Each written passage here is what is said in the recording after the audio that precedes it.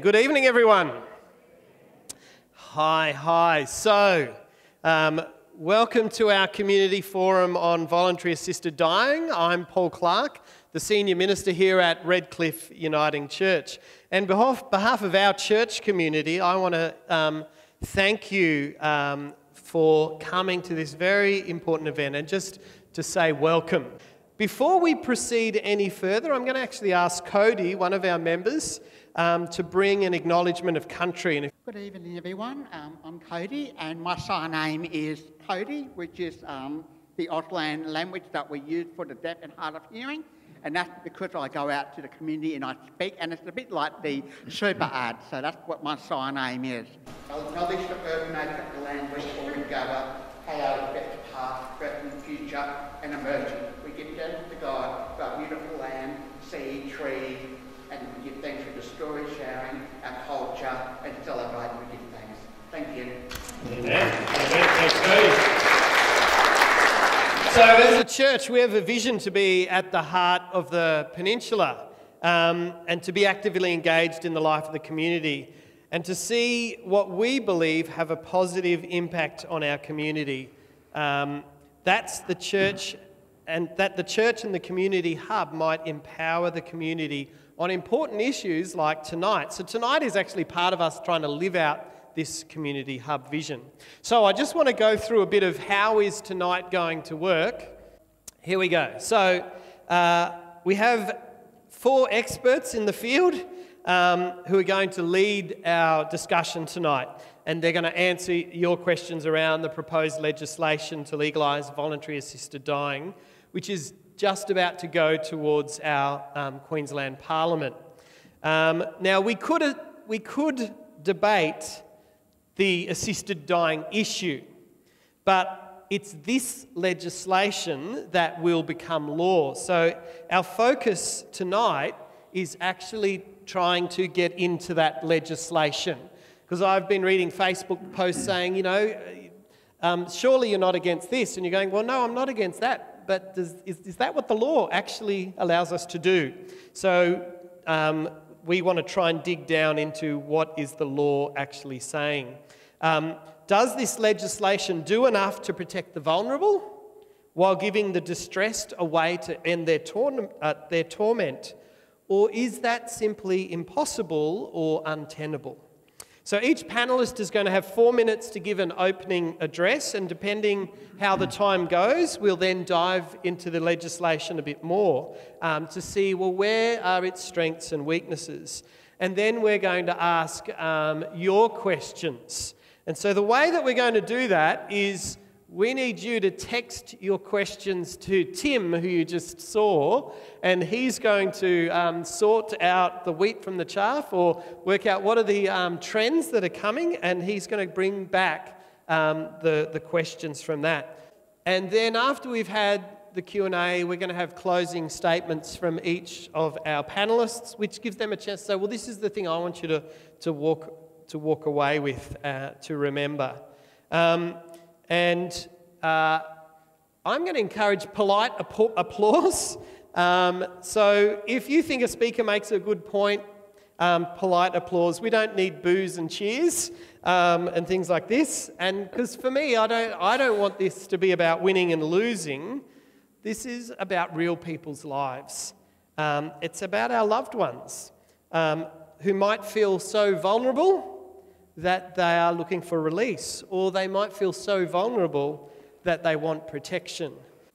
I've got a bit of a line there from the legislation, strongly for, you know, I'm really feeling like that's good, all the way to strongly against. So there's 5 sort of answers. Strongly for, I'm leaning towards supporting it. Oh, I'm kind of in the middle, I don't really know. I'm leaning against, or I'm strongly against. So as long as you're okay with putting your hand up, you don't have to put your hand up at all.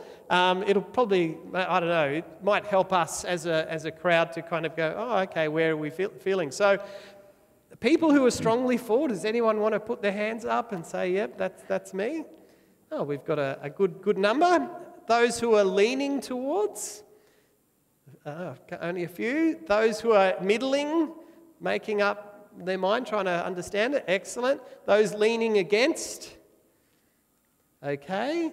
And those strongly against? So that's a very interesting thing to say. You tend to be one end or the other, not so many in the middle. So let's see if at the end of the night anything changes. So I want to introduce our panel. So our first panellist is Professor Lindy Willmott.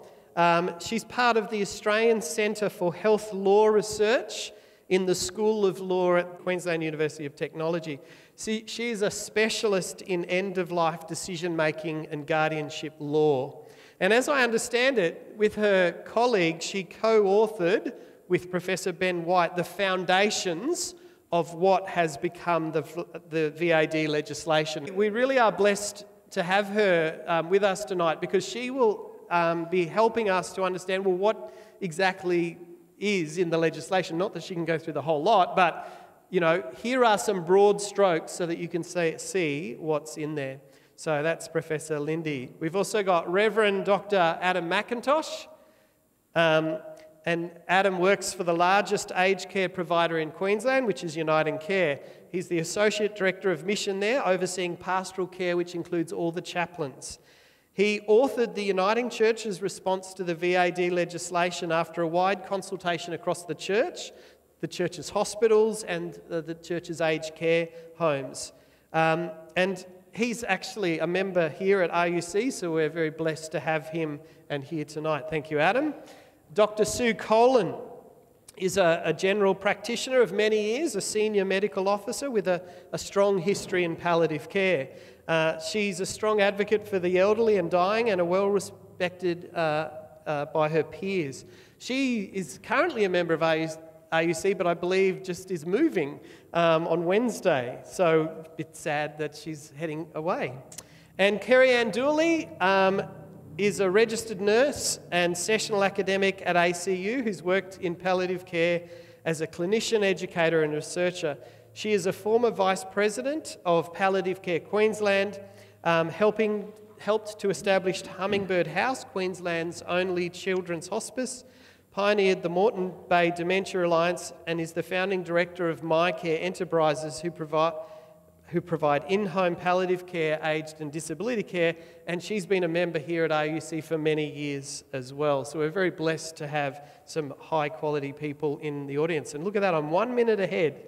So Lindy's going to start, and I'll just let you know, Lindy, Kerri-Anne, Adam, Sue, that's my order. Lindy's going to start, and she's going to outline the actual legislation for us. So this isn't a for or against bit, this is just, here's some background in what this legislation is. Thanks for the invitation to be here tonight. As Paul said, my brief was to outline the legislation. It's 113 pages, it's got 175 sections, so obviously I'm just going to be giving a very broad outline of it. So just very briefly, and to give you some context about where we are in Queensland, legislation has already been passed in 4 Australian states: Victoria, Western Australia, Tasmania and South Australia. It's commenced operation in Victoria and Western Australia, and they're still in the implementation phase in South Australia and Tasmania. And of course, we're considering it now in Queensland. There's a brief map of where we have come from in Queensland. It started with a parliamentary inquiry in 2018 by the Health Committee. It took thousands of submissions. It was a very long review, and it handed down its report in March last year. And then the government considered its position, and it decided to refer the matter again to the Queensland Law Reform Commission, and it did a review, and it reported in May this year, and they had a draft bill which was quite similar to the bill recommended by the first Health Committee. Then the bill was tabled in Parliament by Anastasia Palaszczuk in May this year, and then it went back to the Health Committee again to review it, and just within the last fortnight it has recommended that bill be passed, and it's expected to be debated in September this year. So the Queensland eligibility provisions, this is probably a critical part of the legislation. A person will only be able to access VAD, Voluntary Assisted Dying, if they are an adult. And they also have to have residency requirements, Australian resident or permanent resident, Australian citizen or permanent resident, and also have a connection with Queensland. They have to be here for 12 months prior to making a request. The disease or medical condition has to be of a particular kind. It has to be incurable, advanced, progressive, and will cause death within 12 months. And the person must be suffering intolerably as assessed by that person. And the person has to have decision-making capacity in relation to voluntary assisted dying. To be eligible, they must also understand information given to them by the coordinating doctor and must be assessed as acting voluntarily and without coercion.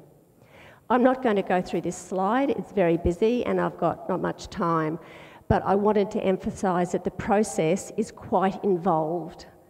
2 doctors have to be independent and must make an assessment of eligibility.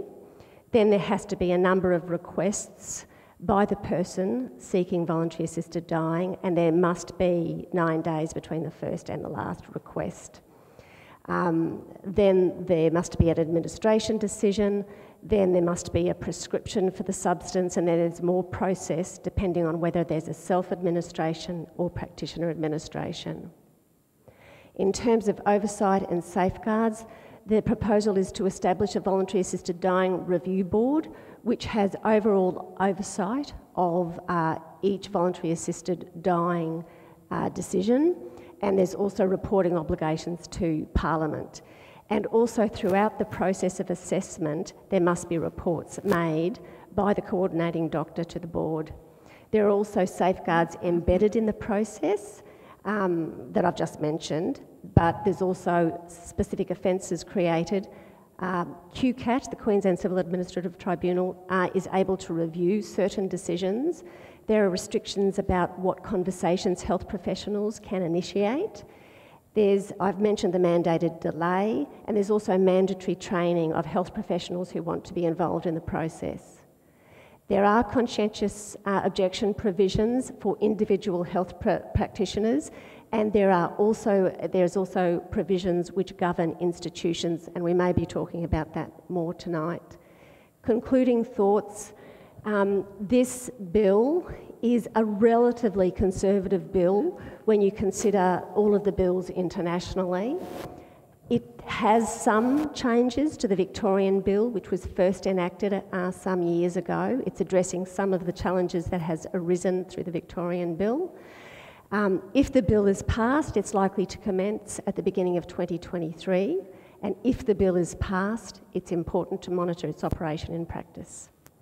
Thanks, Paul. Thank you, well done. So I think our next 3 panellists are all going to highlight, I suppose, something at this stage where they're seeing, oh, for me, here is a weakness that I see. And I have got a timer for everyone else. I couldn't have the timer and the PowerPoint, so that was the way to get rid of the timer. That was lucky. PowerPoints. So, Kerri-Anne, off you go. Start. Quick. Okay, thank you for the opportunity. Can you all hear me okay? Excellent. All right. I'll start it again for you there. All right, thank you. Thanks for the opportunity, and thank you for everybody for coming tonight. It shows it's a very important topic. I too would like to acknowledge that there are very strong views, both for and against, and commend you for coming tonight. I would like to make my position very clear. From the outset, I do not support voluntary assisted dying or voluntary assisted suicide. As a palliative care nurse who's cared for hundreds at the end of life, I believe we should be investing in palliative care so that every Queenslander has the confidence to receive the best death possible, be it in their own home, in a palliative care unit, a nursing home or a hospice. That we should be listening to doctors and healthcare professionals, not lawyers and politicians. who've already made up their mind in regards to this legislation. 85% of us die a predictable death after a period of chronic or life-limiting illness. Only 15% of us die by a massive heart attack, suicide, car accident. So 85% of us need to access some type of palliative care, yet currently palliative care is the least funded in the healthcare system. We all die. It's a 1-in-1 stat. We don't all get cancer, we don't all have dementia, we don't all have heart disease, but we do all die. So if palliative care was funded appropriately so that every Queenslander could access it in their place of choice, we wouldn't need this conversation. So many fear the end and being in pain when dying. I would like to speak about the physiology of dying and also what we currently have in place in the palliative care that mitigates the need for this legislation. The 4 principles of ethics are do no harm, beneficence, autonomy, and justice. Often I hear in the debate around euthanasia the request for autonomy. It's my right to die when I want. To address autonomy, we already have a mechanism in palliative care. It's called advanced care planning. You can choose who you want surrounding you when you die, where you want to die, what music you'd like, whether you want antibiotics or not, whether you want surgery or not, whether you'd like to donate your organs, whether you'd like to be on life support or not, or whether you'd like to allow a natural death. We can all complete an advanced health directive instructing our loved ones and health professionals what we'd like and when. I want to see a Queensland that cultivates a culture of care, not a culture of suicide, where those with life-limiting illness and end-stage disability or depression are not seeking to kill themselves, that we would be a Queensland that wraps our arms around them with compassion and says, we will care for you, not give you the means to suicide. Gandhi said, a society measured how we care for the most vulnerable. I argue those who are dying are the most vulnerable. Legalised assisted suicide is not creating a more civilised society. It sends a message that we do not value life.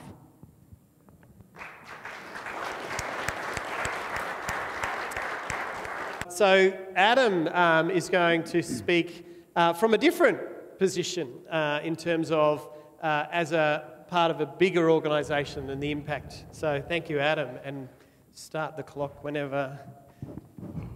Started. So I want to pay my respects to the traditional custodians on the land in which we're meeting and pay my respect to elders past, present and emerging.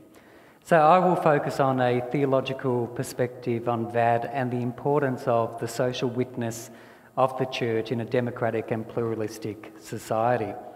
I'll put the case in opposition to that, and I'll give particular attention to institutional conscientious objection. I'll just begin to touch on it, and hopefully we can come back to it as it applies in the current bill. So issues around VAD are extremely complex, and they do raise the most fundamental of questions, including what does it mean to be human? How do we understand human dignity? How do we maintain the value of human life even in the midst of frailty, physical limitations and suffering? There are also complex social and political issues, including the balancing of competing rights, the place of religious freedom in a pluralistic and democratic society, societal values competing with individual choice. So it's complicated, that's why we're here tonight. A foundational belief of the Judeo-Christian tradition is the purposefulness of creation and what we call the sanctity of life. So put very simply, the worth of each person is not dependent upon our circumstances, but by virtue of our value before God. So what is important is that this dignity and worth is extrinsic to our circumstances. So all people have this value and worth in every circumstance of life and in every stage of life. So when we talk about dying with dignity, this is what we mean. Physical or mental suffering does not diminish this dignity. This means that we should do all that we can to minimise suffering while not prolonging life with non-beneficial treatment. This is our current legal framework. These ideas are foundational for the Christian vision of a flourishing humanity and the common good, and have been given social expression through various social services established by the Church throughout Queensland for the last century. For example, it was the motivation of local congregations and communities establishing home nursing services, residential aged care services for the aged, for the frail and the vulnerable. It was the motivation for being involved in hospices and hospital services, including palliative care. Through these services, we seek to holistically remain with people, sometimes with great lament and hoping that a life will end, but doing all that we can to affirm the intrinsic value of life at every stage, in every circumstance. This is where institutional conscientious objection is important. How do we safeguard the social witness of the Church in a democratic society where everyone doesn't share these beliefs? I do not believe that services of religious or other organisations should hinder or obstruct a person who may want to access a legal service. Compassionate support of people is critical, and people do have a right to access a legal service in a democratic and pluralistic society. However, to elevate the right of an individual to end their life through VAD in a facility established to witness to the intrinsic value of life at every stage of life and in every circumstance of life is a significant ethical tension. When discussing institutional conscientious objection, we are not simply talking about access to buildings or a room in a facility that a person has legal tenure to do what they like in, or a contractual service arrangement largely funded by the state. We are also talking about upholding the right of an entity to contribute to the common good in society through its social witness. The various services and communities within facilities are an expression of these beliefs.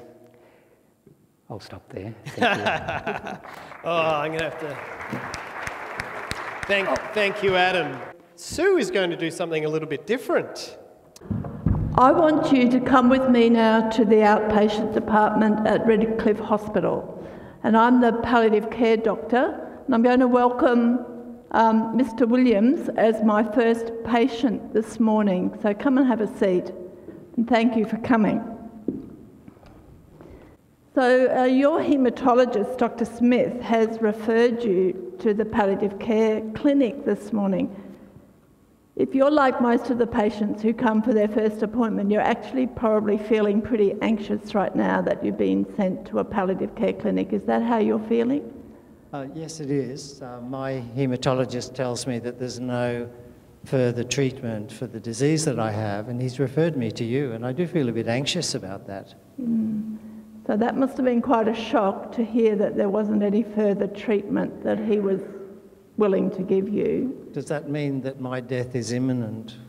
Well, let me just explain what palliative care can do, because I often see it as almost two distinct parts. One is that palliative care does look after people right at the end of their life, when death is likely within a few days, and their aim is to try and make that process as comfortable for the person as possible, but also to really support the family, because that's often a very difficult time for them. But palliative care also can help people with their symptoms as they transition to the end of their life. I think of it a bit like the last chapter of life. Now, you know and I know that we can't cure you. Palliative care can't do that. The haematologist has said he hasn't got anything else that he thinks will improve your life. But we do specialise in trying to manage symptoms. And those symptoms are pain, but they can also be anxiety. They can also be the existential fear of what death is like. You're probably going through another huge adjustment as you realise that there isn't a curative treatment for what you've got. What would you say is the main symptom for you now? Well, well, the main symptom. Well, I'm a bit concerned about how, I'm not concerned about death, I'm concerned about dying, the process. Mm-hmm. And like, I don't like to go to hospital, I don't like hospitals, I much prefer to stay at home. You know, it's, and I don't want to be a burden on people either. Mm.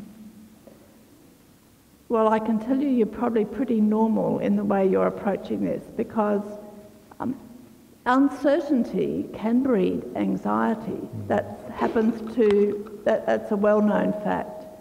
People are often fearing the separation from loved ones, fearing the process of dying itself. And I can't give you answers to that, but I do acknowledge that there is a lot of suffering in that. And that may be something that you get some help for by speaking to one of our counsellors. The family are probably also worried about how you're going to manage, because you've always been so active, and now you probably feel pretty fatigued most of the time, do you? Yes, not enough energy to do anything. Yeah, and that's a really difficult problem when you've been as active as I'm understanding you have been from the notes I've had. So being fearful of the practice, being fearful of the process is I acknowledge that that is there, but we want to be able to support you in that. Now that requires that we establish a relationship of trust. You tell us how you're feeling, you tell us if the family are having difficulties. We have family support that can help them as well. Mm-hmm. And what I've seen is that people can often care for you creatively, and you can accept care, which is a really beautiful thing.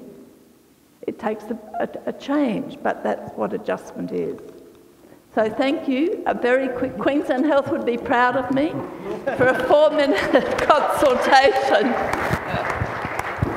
If I can perhaps summarise some of what I've heard there, is that if we fund palliative care properly, then perhaps we don't need this law, but this law represents a fundamental change perhaps in the base values of our state in terms of care as opposed to kill. I think that's my summary of Kerri-Anne.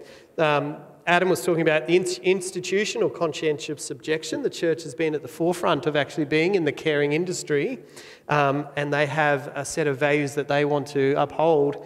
And this law, as Lindy said, there is a conscientious part around that institutional conscientious objection. That it doesn't just affect institutions, though, it affects people on the ground who are part of those institutions, and have they got that right? And I'm getting from Sue and Bill that fear of the unknown, that if we don't actually understand palliative care, most of us probably don't confront it until we get there or a loved one gets there. And I see a lot of perhaps thinking maybe voluntary assisted dying can sidestep all that scary stuff, but if we actually confronted that scary stuff, maybe we wouldn't be so scared. I don't know, that's my summary of that.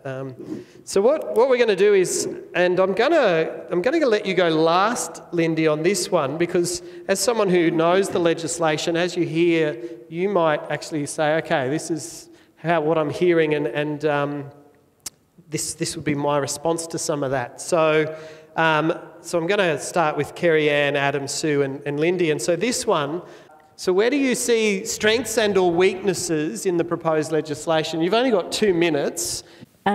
What concerns me around prognostication of 12 months, having been a health professional for nearly 3 decades, and I'm sure Sue would see this, where even the best oncologist or specialist cannot safely predict that you only have 12 months to live. So this legislation says you can go to any doctor who's been out of medical school within 5 years. They don't have to be a specialist in the disease that you have. They don't have to be a palliative care specialist. You don't need a psychiatrist review to see if you're clinically depressed or, like Bill, extremely anxious about your diagnosis. It can be any doctor, that doesn't even have to be your GP. It could be some pro-VAD doctor down at West End that you go to say you're competent and you've got less than 12 months to live and you can choose VAD. So my concern is around prognostication, also around cause of death. The current legislation does not need to put VAD as the cause of death on your death certificate. It's actually the underlying illness. And also the clause that says you can choose VAD for intolerable suffering. And we could speak on suffering all night, but within 30 seconds, if you have a terminal illness, no medication will stop loneliness, isolation, fear. Medication can assist with the physicality of pain, but what about the actual suffering? Dying is not happy business. So how are we supporting those people suffering intolerable pain? Thank you. So I'll just build a little bit on what Kerri-Anne is saying. I do have similar concerns around the 12 months, so we were advocating at the maximum 6 months, but probably digging deeper into the bill and looking at what we mean by suffering. I do have a concern around that. So if you look, yes, it's intolerable suffering, but then if you look at the definition of suffering, it is physical or mental suffering. So I do have concerns around the mental suffering.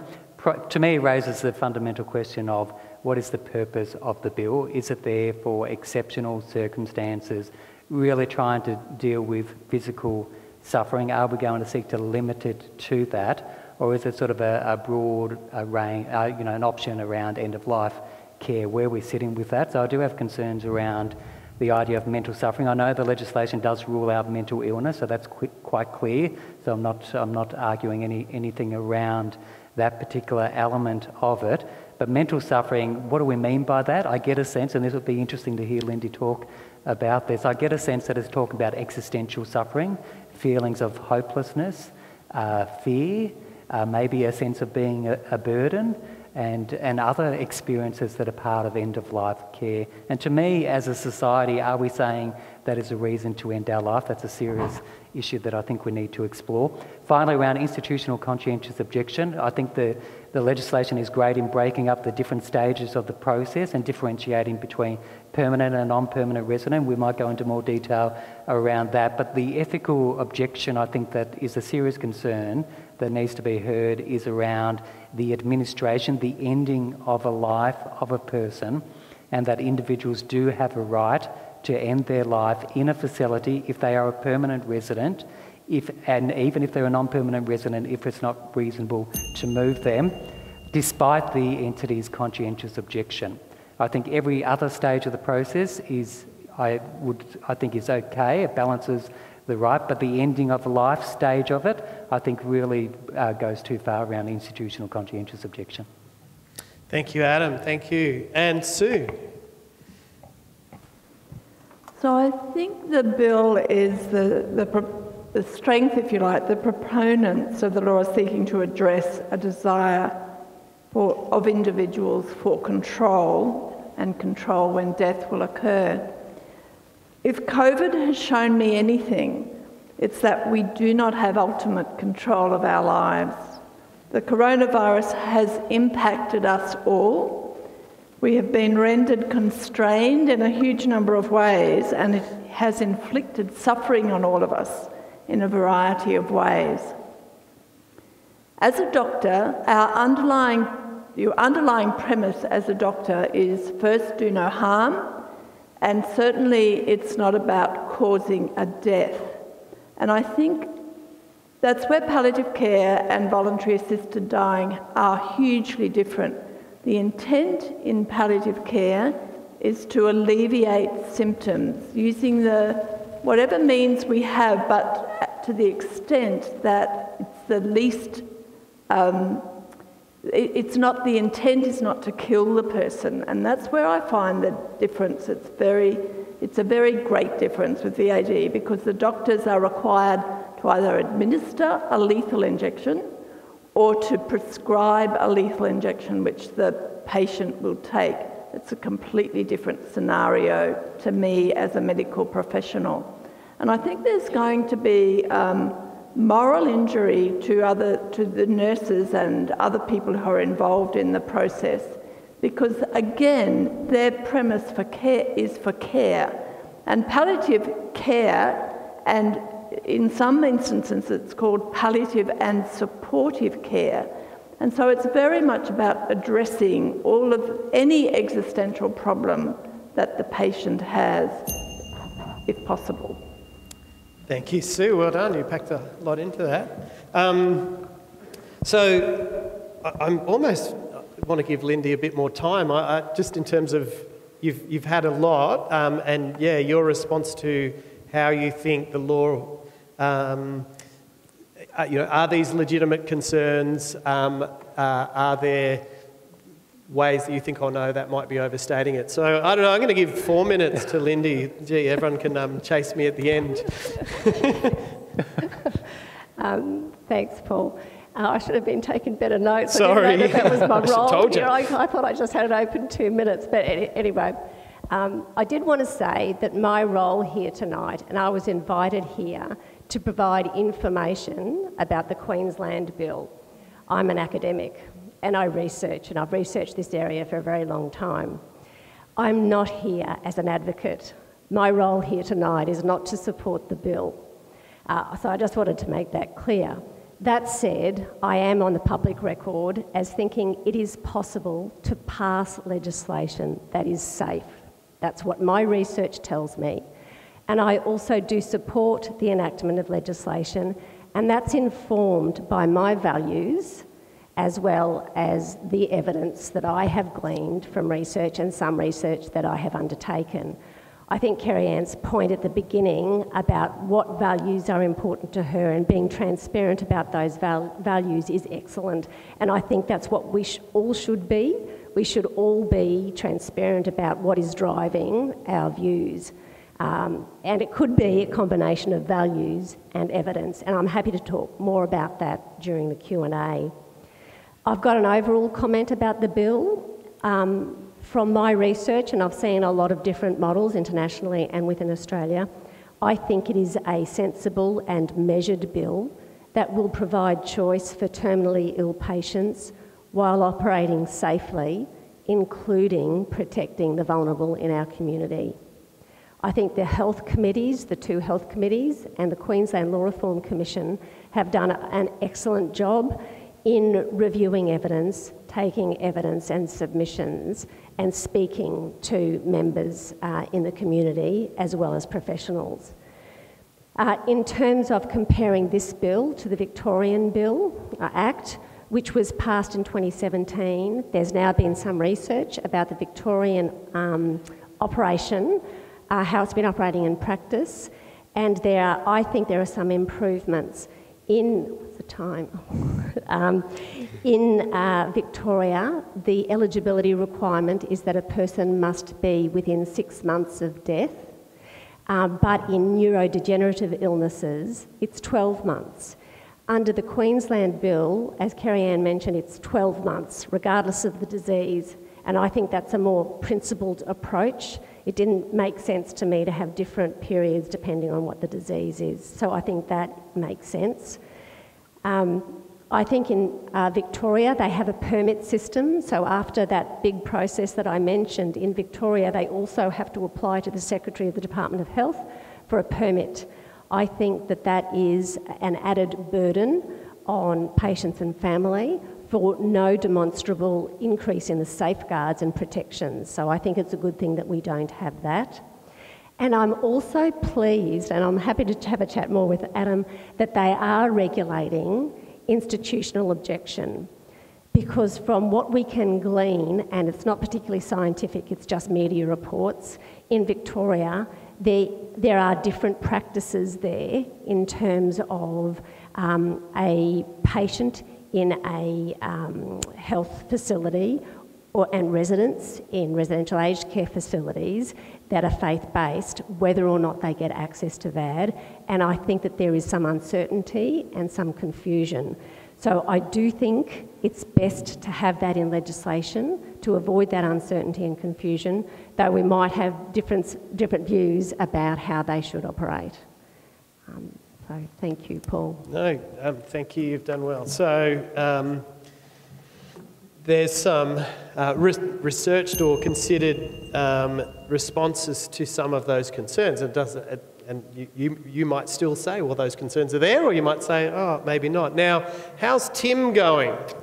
Thank you. Firstly, I want to thank you all for coming and for sharing with us. We've got 26 questions, so you've got about a minute each. So no, I tried to pool a whole bunch of questions that are very similar together, and there were some threads through it all as well. So I wonder if we can start with some of these, and this is for any panellists that might want to share on some of these. How many have actually accessed this service in other states? In Victoria, their latest report from the Voluntary Assisted Dying Review Board covered the stats from when it commenced on the 19th of June 2019 until the end of last year. And I think there were 224 people who received assistance to die during that period. In WA, they only commenced operation on the 1st of July this year. So I don't think there's a report yet from the board. Is this legislation a given, a done deal, given that what has happened in other states? Maybe as the only member of a political party, I might speak to this. Certainly politically, if you just look at it numerically, Labor is the current government in power and they have the numbers in the House to pass it. Both parties have said they will give Conscientious a conscience vote, so they don't have to vote on party lines. And I think if you read the Courier Mail, it's been very clear. Most MPs have indicated whether they're strongly for or strongly against. There are a few that say they're sitting on the fence. My experience in political advocacy, if we want to talk about the abortion legislation that was passed a few years ago, 80% of the states actually did not support full-term abortion, and yet the legislation still passed. Currently, we've had doctors that have actually put in submissions around changes that we've indicated that should be in the legislation. 17 past presidents of the Australian Medical Association have put in submissions, and none of those recommendations have been taken up by all the health committee reviews. So I'm a little bit sceptical around the consultation process. I think it's been a done deal. Palaszczuk's on the record as saying that she will pass this legislation.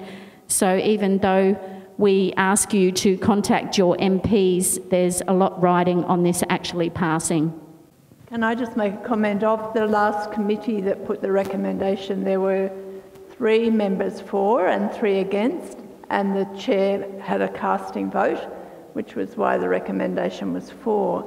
So, you know, there have been a lot of submissions put before the committees, which pointed out a lot of some of the difficulties that we've highlighted tonight. But in reading the report, to me, it didn't seem as though the medical profession were very highly reported or considered in the recommendations. That was my personal view of what I was reading. Could I just make a comment? Just from observing parliaments in both Victoria and WA in particular, I watched a lot of the parliamentary debates, and I must say, it seemed to me that the MPs took it very seriously, took their job very seriously, and it was a very considered. A lot of them actually had made speeches, either for or against. So I was very pleased to see that it was taken seriously, as far as I could see, by the MPs. And a lot of the MPs actually went to their communities and sought their views. So I would, as Kerri-Anne has said, encourage you to talk to your MP and give feedback about your thoughts in relation to it, because I think it's very important. Thank you. What were some of the challenges of the Victorian bill which has been addressed in this bill? I'm happy to have a first stab at that. My colleague, Professor Ben White, and I did some interviews of doctors who were involved in the voluntary assisted dying practice in the first year of operation of the legislation, and there were some difficulties, one of which was addressed in this bill, and that was a prohibition in the Victorian legislation against any health professionals initiating a discussion about voluntary assisted dying with their patients. The concerns that doctors were telling us, and this is an article published in the Medical Journal of Australia within the last few months, was that they felt that disadvantaged individuals who didn't have good health literacy, and possibly individuals who where English was their second language. So even if the doctors think they might want to know about this, they were not able to raise that. So that's one thing which has been altered in this bill. So health professionals are able to raise the issue, doctors and nurse practitioners, provided they also advise at the same time about palliative care and other treatment options. So that's one of the significant things. The time limit to death I mentioned, it's 12 months in Queensland, 6 months and 12 months, both of them apply in Victoria. And that was another thing that the doctors were telling us too. Because of the process in Victoria, which is very bureaucratic, a lot of people died. They left it too late before they initiated the process. They were too close to death, and they ended up dying before they were able to go through and get the permit, get all of the requests, the assessments, the permit, and they died. So maybe having that 12-month period might mean less people die in the process.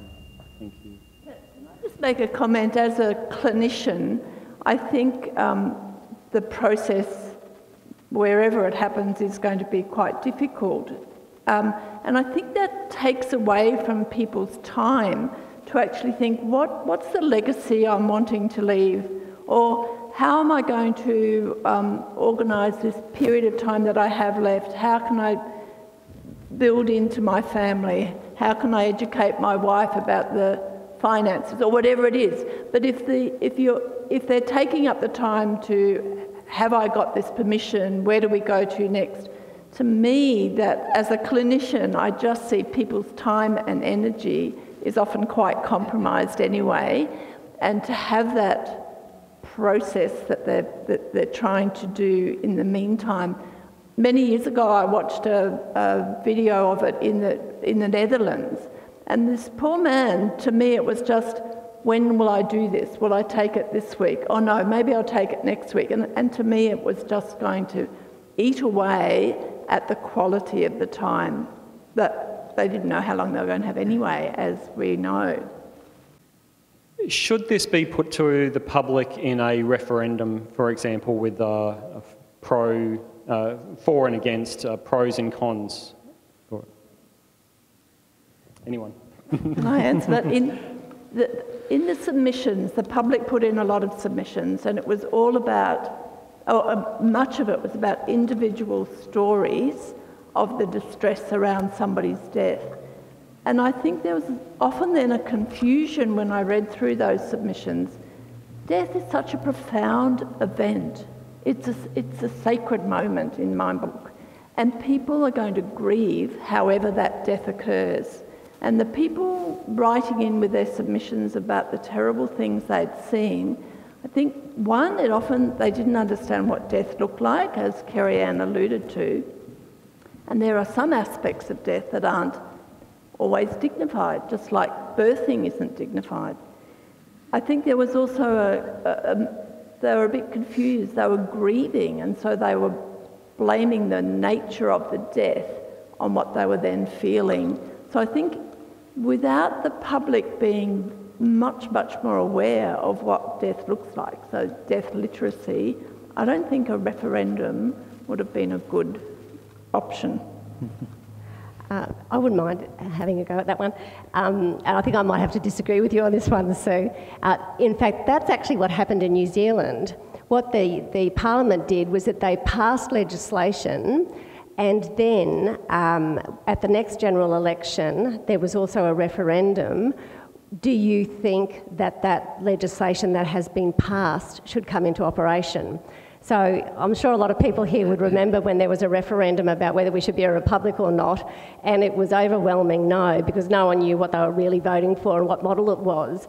Well, that avoided that. So when the legislation was passed, everyone could see what the legislation would look like, and then they could say yes or no, and the referendum got up. I don't recall, it was a significant majority, so people did have a chance there, so that has been a model that's been used elsewhere.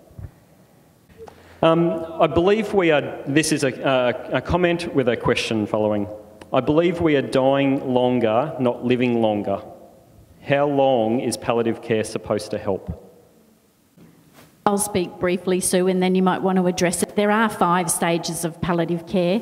I do teach nursing at ACU, so sorry if I get all nursey on you, but there's stable, unstable, deteriorating, terminal and bereaved. So palliative care can be more than 12 months. You might know people in your family who've been dying for 3 years. So it doesn't just mean the last 3 days or 3 weeks of life. So that terminal phase, which is the 4th phase of palliation, actively dying where you're not eating or drinking, you might be conscious or semi-unconscious, that's the active phase of dying. So there's debate academically around when is palliative care. In the United Kingdom, they call it this question, would you be surprised if they died in the next 12 months? Probably not. But can I do my own poll? Put your hand up if you've had a loved one, or even yourself, you were told by a specialist, or your family was, you've got 3 months to live. And then, was that incorrect? There are so many. I could tell you story after story after story, patients I've cared for, family members that were given, you're not going to make it to Christmas, and they're still here 5 years later. So I am concerned around that prognostication at 12 months. I hear what Lindy's saying in terms of process, but 80%, the research says 80% of prognostication is actually wrong. And that's not saying that the doctors aren't doing their job properly. It's just they're not God, and they can't predict the end of your life or that terminal phase where you're actively dying. There is also evidence that oftentimes if people have palliative care addressing their symptoms, they actually live longer. So this study was actually done around lung cancer, and once people have good symptom management, they will often live longer. Of course, what we want is them to live longer with a quality. We're not talking about just living longer. And I, like Kerri-Anne, I can tell you many stories, but one was of a social worker I worked with, and she was diagnosed with stage 4 lung cancer. So that's the stage which usually the prognosis is 6 months. And she had worked in oncology wards, and she said, I'm not having any chemotherapy. I don't want to be like these patients I'm seeing, so she had no chemotherapy. She died 4 years later. But in that first 6 months, she was extremely anxious because she'd presented having a seizure, and she lived alone, and so she wasn't prepared to go home alone, even though she was on medication. Friends rallied round, went and stayed with her. But after about 6 months, somehow that anxiety alleviated. But if you'd asked her, was she suffering in that 6 months? Yes, she was, because she couldn't put her mind to anything. She had to leave work, obviously, because she had brain metastases. But that 4 years was amazing for her. She got a payout from work, she paid off a house, she'd been a single mum, she'd never had money in her life before, she didn't have to work, she could go out and lunch with the ladies, and she found her birth parents, and all sorts of things happened in that 4 years. But 4 years is a long time when you've been given a 6-month prognosis. Tim, could I just quickly say just another word about palliative care too? I am a fan of palliative care. Palliative care workforce does wonderful things, and if I had a life-limiting illness, I know that I would be looking for assistance from the palliative care workforce. And I think it needs to be funded much better than it is all around Australia. There's no doubt about that, particularly in rural and remote areas. There isn't sufficient palliative care funding, not a sufficient palliative care workforce. And I was on the board of Palliative Care Australia for 7 years, so I'm passionate about palliative care. I do think it's important in this debate, though, to be careful it's not palliative care versus voluntary assisted dying. And a lot of the people who choose voluntary assisted dying are actually receiving good quality palliative care. So to that extent, I don't think it is the answer for everyone. I think it's the answer for most people, and most people die well with high quality palliative care. But for some people, they choose VAD because they want that control over how and when they die. So I just wanted to make that sort of other observation, that I don't think it should be one pitted against the other.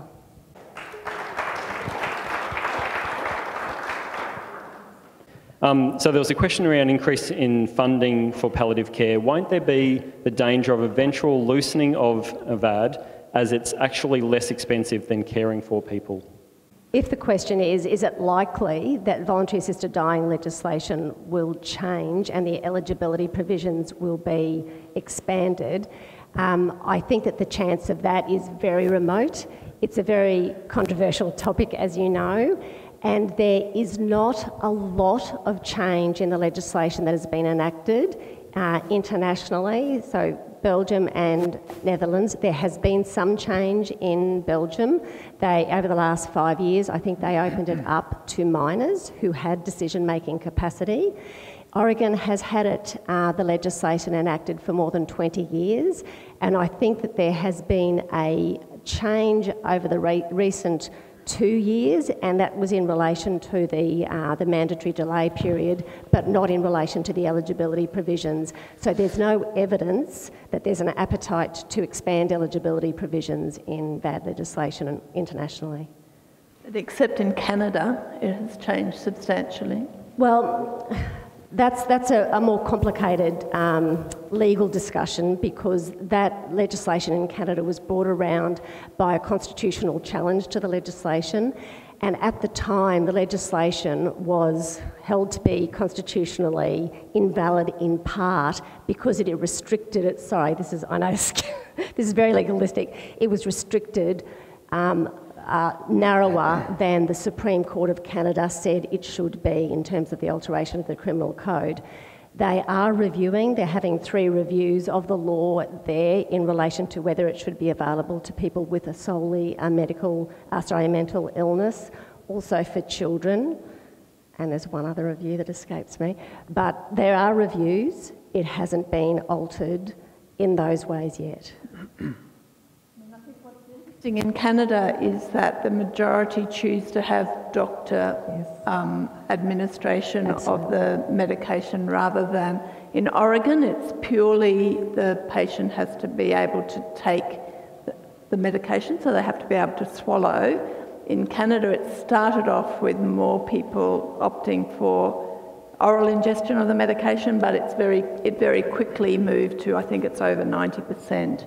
Now have doctor administration of the medication, which I think has an implication, says something. Yeah. And I think that's the same in Netherlands and Belgium. It's always almost always practitioner administration as well. And I think you're right, I think it's something about the culture.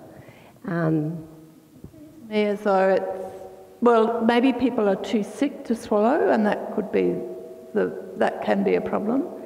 I think the other thing is, when people do choose to take the medication, there is about 5% that don't die quickly, and there's a variety of figures of how it impacts on people, and after a couple of hours they still haven't died. So, you know, some things that would be troublesome, I think, and that will then have an impact, if that happens here, on other health professionals. Will they be calling the QAS, for instance? Will they be asking to be presented to a ED department, that sort of thing? So there's some of the unintended consequences that I think could be troublesome.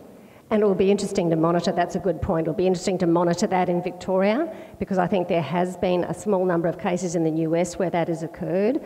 So I understand the medication is different in Victoria, but it will be interesting, and there should be research into that to see if that is occurring.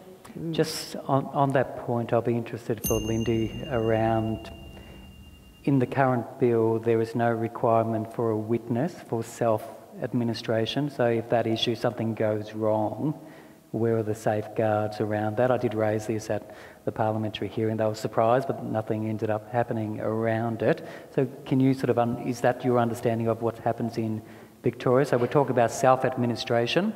There is no requirement for any witness to be present. So if things do go wrong, say they undertake it themselves in a residential facility, nobody needs to be around, nobody needs to be informed. What happens when complications emerge? My understanding is, and I'd have to check the provisions, is that there is requirement to be a witness for practitioner administration, that's true, yes. But not self-administration. I guess that they've checked eligibility at various times throughout the process, right up until the medication is prescribed, and then they pick it up.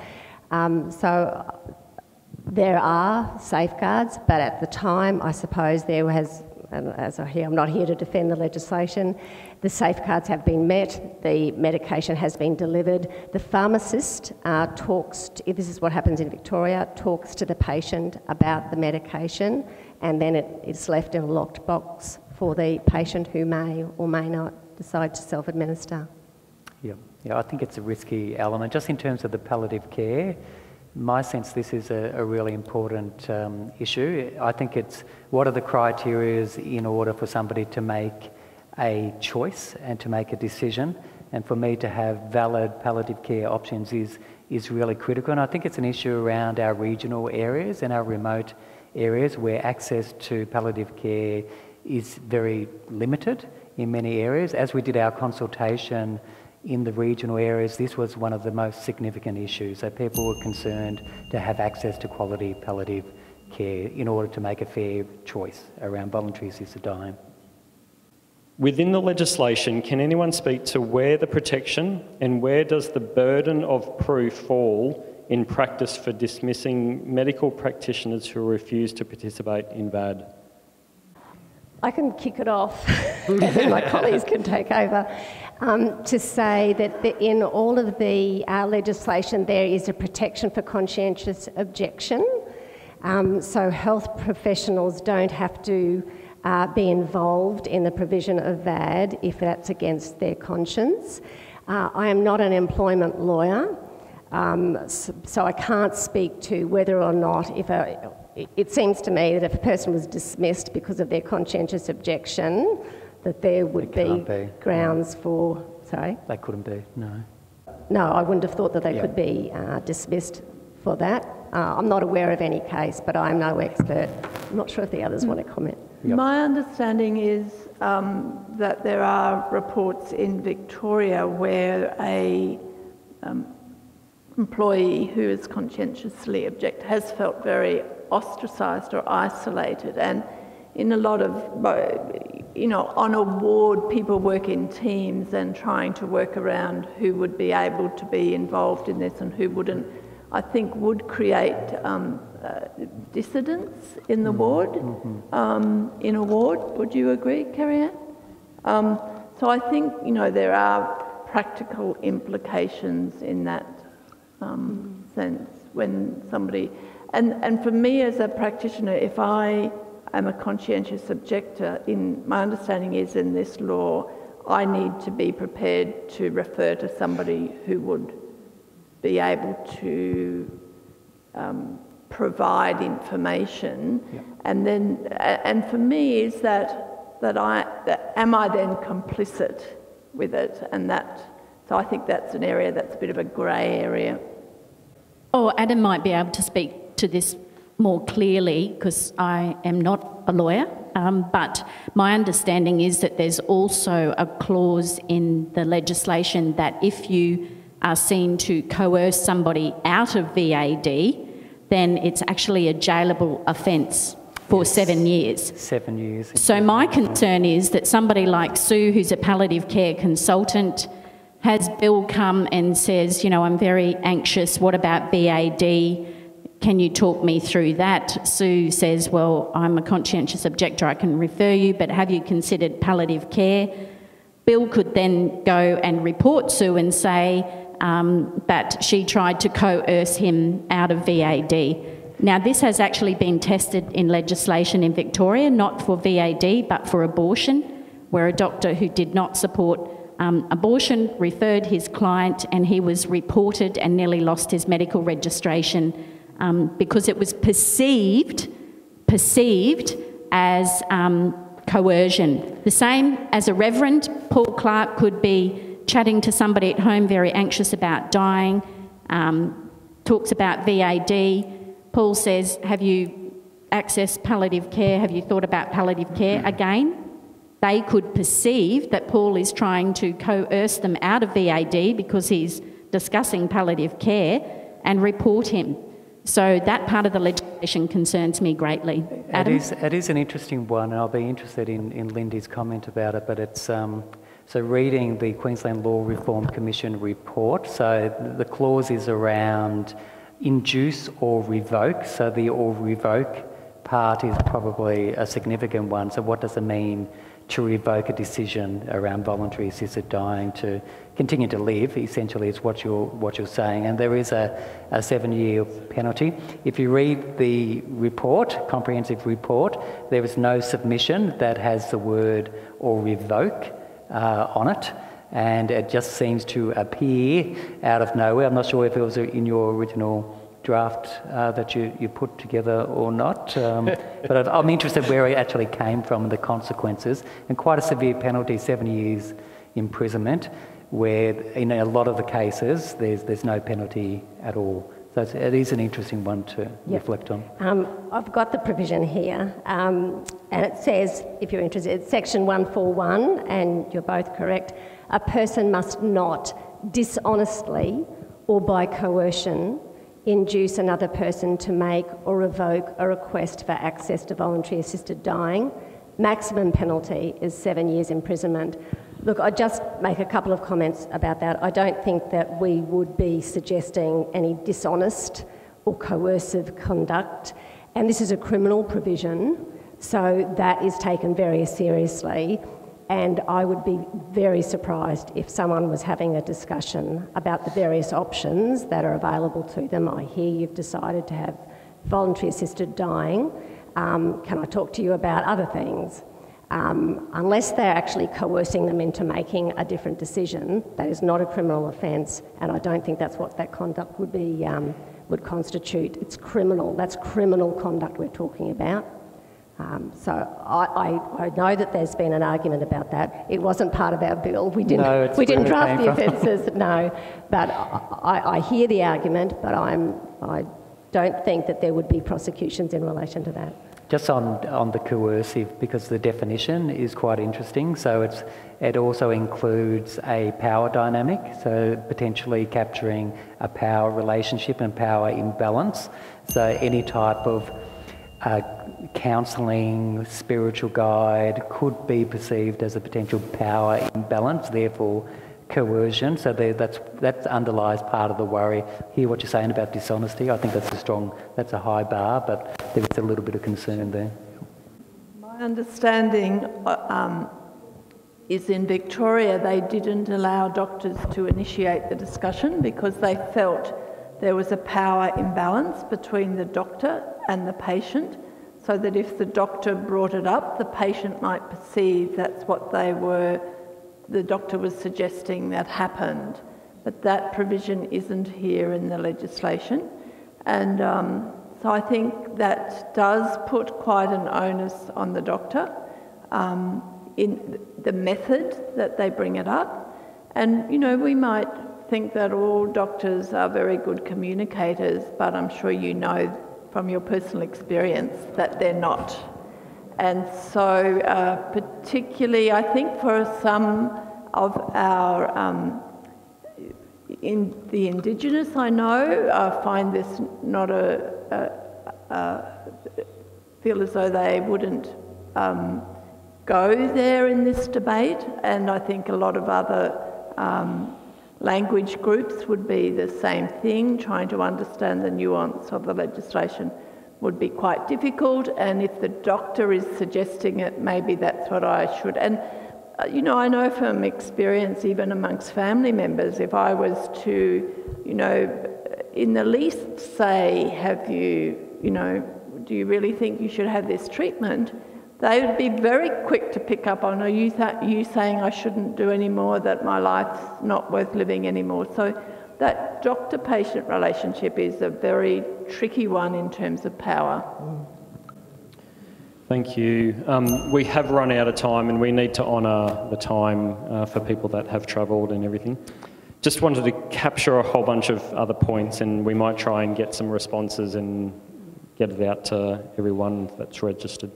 Some questions around elder abuse, some questions around doctor shopping for that term. There were some questions for Adam, or I was targeting them towards Adam's way around religious beliefs and religious freedom. And there was a question, and I'll finish with this one, and I don't know if it might be a challenge to ask a minister to summarise in a sentence a response, but this is voluntary, not compulsory assisted dying. Why does the church sector feel it has the right to impose their view on the whole of society? Yeah, I think this is probably the most complicated part of the bill around institutional conscientious objection, and I agree with Lindy that it is helpful for large entities to have that regulated legislation around the different stages of the process. I think that's quite helpful. To me, the serious ethical issue is not, there are ethical issues all the way through the process, but the most significant one is undertaking voluntary assisted dying in a space, as I tried to articulate in my opening, that was set up and established with a particular purpose in mind. So what does it mean for an entity to have a right to self-governance, to have a right to give expression to its fundamental beliefs, and to make that very clear to people and to be compassionate to people? I think there are some circumstances, if it is really unreasonable to move the person, then there should be a right for the person to have appropriate compassionate response. But where an entity is very clear, this is our values, this is what we're seeking to represent within a society. Not everyone agrees with it, but this is what we're seeking to uphold. And somebody then has a right to go against that in their sight, and the impact upon the staff and the values, I think that is really an ethical tension that needs to be taken quite seriously. So for me, it's the final stage of the process. It's the administering, whether it's practitioner administration or whether it's self-administration, somebody ending their life on a site set up to really acknowledge and affirm that everybody has intrinsic value at every stage of life, in every circumstance of life. To me, that's a serious concern that we need to really uphold, even though we are a democratic pluralistic society, and because we are a democratic pluralistic society. Thank you, Adam. Can we thank the panellists for their... Well done, Tim. You handled that really well, Tim. So we have got our, what do you want to leave people with? You've got a minute. And I'll change the order again. So I'm going to start with Adam, even though you just talked. So now you have to think Adam, Sue, Lindy and Kerri-Anne. So just to give you a different order. So you've only got 1 minute. What do you want to leave people with, Adam? I think there's a couple of concerns that I'll just reiterate, and one is really around the mental suffering criteria and asking ourselves, what is the legislation set up to achieve? What is its core purpose? If it's for that extreme end of physical suffering, then that's one purpose. But when we're beginning to open it up, I think that leads to a very different outcome. And just to reinforce the point that I made, we need to compassionately support people. We shouldn't abandon people, but there also needs to be a consideration of the competing rights as well, and taking that very seriously, and not just seeing entities or institutions as brick and mortars, that that is a place for somebody. They're actually set up as communities of people, which also include the staff, it includes the communities around there, taking all those complex factors into consideration, and then having that as the starting point for working with people around the best outcome for them to fulfil what would be a legal service that they could access. Thank you, well done. Sue, what's your minute? So I want to read you a poem. Somebody else has said it better than me. So this was a Queensland poet who wrote this after the death of his wife in the Palliative Care hospice at Toowoomba. It's called White Water Rafting. If I had understood when down the river you and I went swirling in that boat, that there were those who knew the ways of water and how to use the oars to keep afloat, I might have been less deafened by the worry, less stunned by thoughts of what lay up ahead, the rocks, the darkness threatening to capsize daily. If I had only realised instead that help was all around me for the asking, I never asked and therefore never knew that such additional comfort could have helped me in turn to be more help in comforting you. Keep going. I'd have found it easier then to simply hold you instead of bobbing to and fro so much, for it was you who seemed to be more tranquil and I whom death was reaching out to touch. If only I had had sufficient knowledge in that white water rafting, I'd have learned that there were those around us with life jackets to whom I might have in that turmoil turned. Instead, because I had not thought of rivers or rocks or rapids that gave way to fears, that seeking help might make a man less manly and liable to betray himself with tears. I was less useful then as twilight deepened than I might well have been had I but known. However wild the waves that rolled around us, no one needs to live or die alone. Thanks.